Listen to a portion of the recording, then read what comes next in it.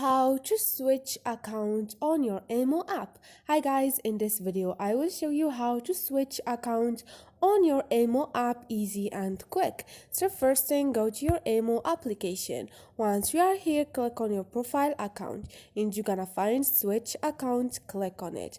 In here you're gonna find add account. If you have another account, you're gonna find it here and you can click on it and switch account so easily. If you don't have, you can click on add account and here you can add another phone number and your other account. Easy and quick. Once you are done, just click on done and save, and they're gonna switch to another account that you did add. So this is it guys. Hope this video was helpful for you, and if you like this video, don't forget to subscribe and like.